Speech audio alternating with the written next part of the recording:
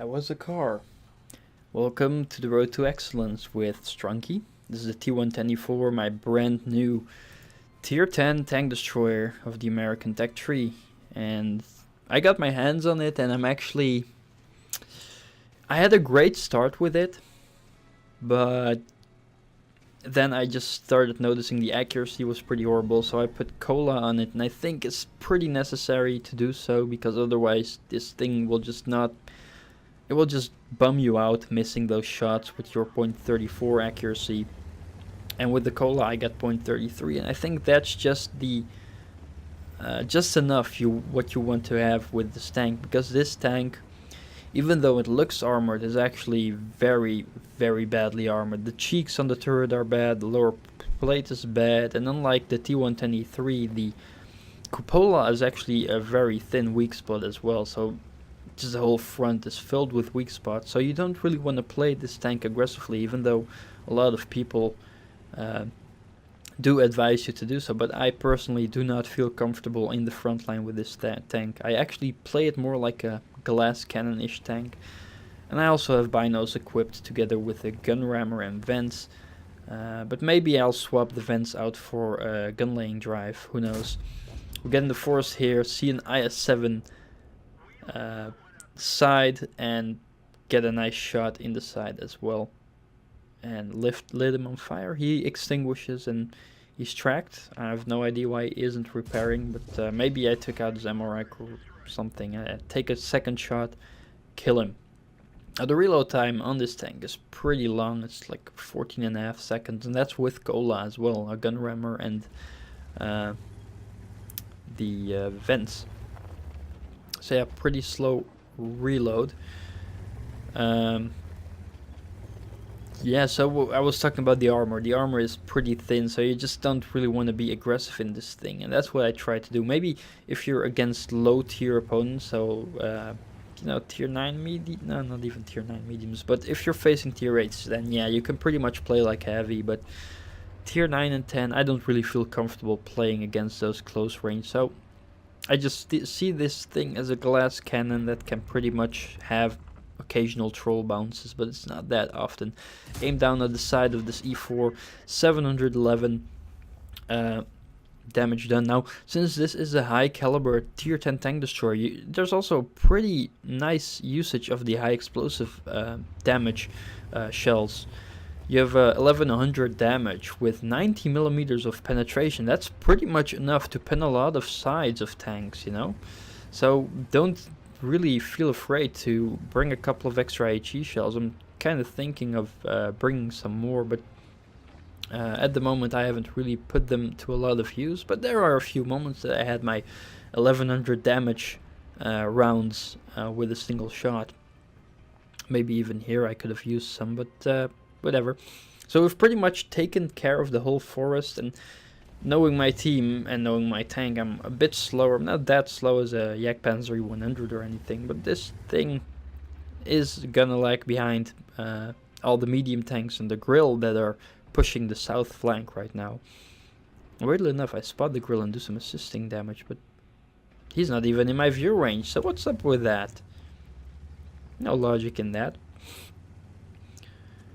Again, oh well, there is the side of the 215B, and I get spotted and I get pretty paranoid. I'm standing in the open, ready to get RT'd, so quickly need to find some cover, because I really do not like getting spotted in this tank. Now this 215B is somewhere in my aim, maybe it's just his gun, I don't know. Ooh, there I take the shot and he gets taken out. Now this thing does feel very satisfying to shoot, because it's like it feels like a mobile bunker, even though the armor is just not there. That's kind of a weird mix, but yeah, it looks awesome. That's pretty nice. So I took the road down the middle, because otherwise I would be pretty much too slow to do anything. Going right through the city in the middle, risking getting RT'd, because just, driving a little bit through the open, trying to get a spot on this bad chat, because he's behind that building, and he actually spots me before I spot him, but apparently he had no idea I was still standing here waiting for him.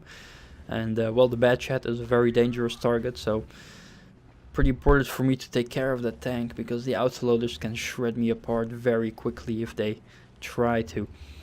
I'm also thinking of putting coated optics on this tank instead of the binoculars, because the view range is pretty high and just binos is just going overkill, but you know, it does make it easier to spot through the bushes, so I'm not really sure what to do there with my equipment. That's one of my biggest frustrations at the moment with World of Tanks, just making that perfect equipment loadout for every tank I play, because that makes a lot of difference for me.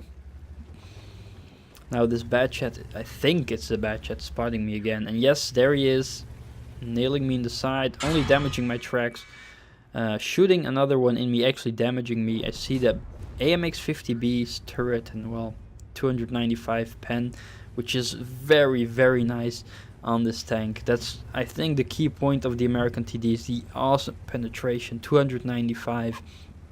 And the premium rounds, 375 with APCR. Can you believe that? That's just an insane amount of penetration. You can pretty much penetrate anything with that. Pretty much anything. There's a bad chat. Gets spotted again. Kill him. Boom. Gone is one autoloader. And I'm pretty surprised that bad chat and the AMX-50B have not come double teaming me, because I have no support over here except for maybe down the north side. There's a Waffenträger and an E75 over there sniping, but pretty much they could have just double teamed me and I would have been a goner. And I'm on 4,000 damage, 1,721 assisting damage. There is the 50B. Take a quick shot and penetrate him through the turret, 805 damage extra. Now with those kind of shots, your damage is just gonna heap up like crazy. And I'm pretty much putting pressure on their team because I'm capping. But on encounter it's a little bit harder to do because the cap goes so slow. I'm just gonna see if that 50B is gonna make the same mistake again. But no, he's gone back, which is a smart thing to do. This be him. I think he had like 80 HP left. Now there's a lot of targets left, but I'm very much afraid of the enemy tank destroyers that they have. Am I gonna poke out? Yes, I am actually taking the chance to poke out, because a lot of tank destroyers are actually stationed over here. Take out the T-30.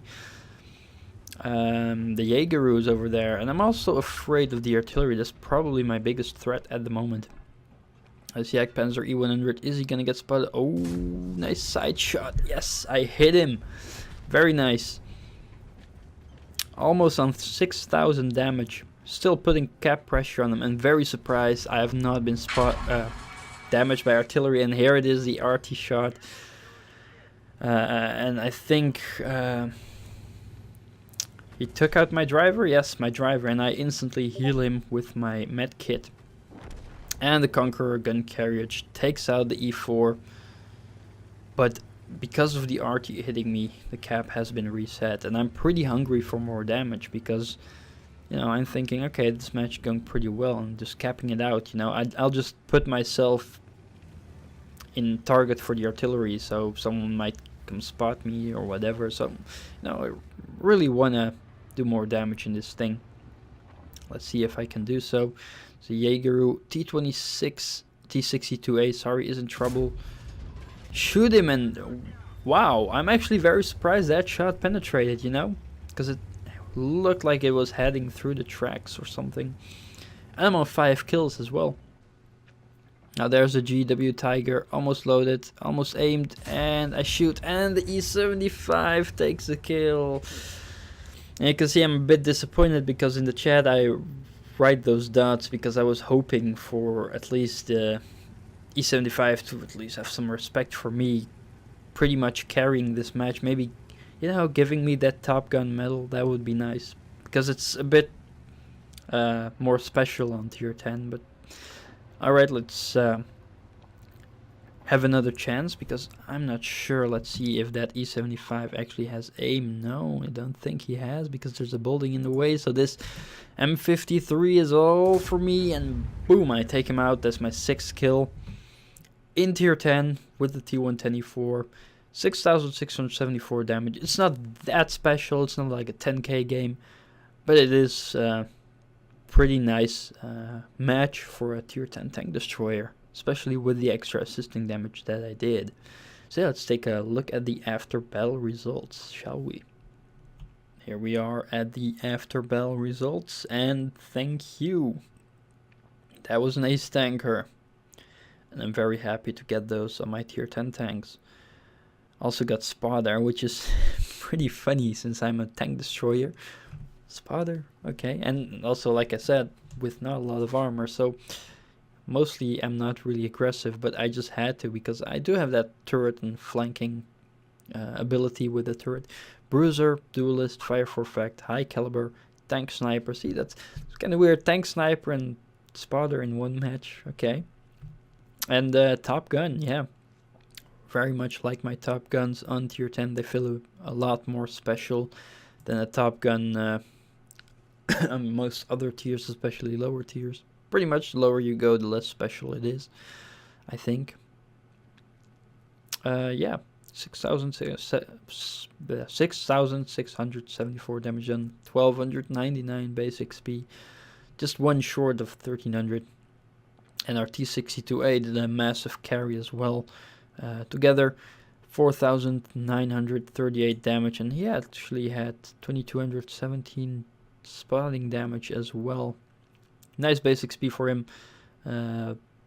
Yeah, also our Conqueror gun carriage did a lot of nice damage as well, supporting the team. Also tracked a lot of enemies, doing a lot of assisting damage. So yeah, that was very nice. Made 82,200 credits, only 18,431 profit, and that's with a premium account. So if you're playing without premium, you would have still made a loss. So that's kind of the downside of playing tier 10. Even though you have a great match like this, you're just gonna lose credits, and you're gonna need that premium account to actually make some credits profit. And you know, that's what Wargaming wants you to do, buy that premium account. So yeah. So yeah, a total of 1,949 experience earned with my premium account and stuff like that. So yeah, that was the ace tanker in the T110E4. Really enjoying this tank destroyer. Think I like the grill more, but that's just because it can get around so quickly, and this thing just doesn't have the armor to really make use of it that much. But it does have a better turret than the grill, so that's kind of what makes up for it. And the best thing about this thing is the amazing penetration, which the grill doesn't even come close to. So yeah, the grill has like 330 with heat on his premium and 276 or something with his AP. So yeah, that's not as much as the E4 has, and that just makes this thing so much reliable when actually hitting any plate of armor. But the grill does have the superior accuracy. But yeah, I hope you enjoyed watching, and I thank you for watching. If you didn't enjoy, I don't think you'd still be watching till this very end. So yeah, stay tuned for more, and I will see you next time. Goodbye.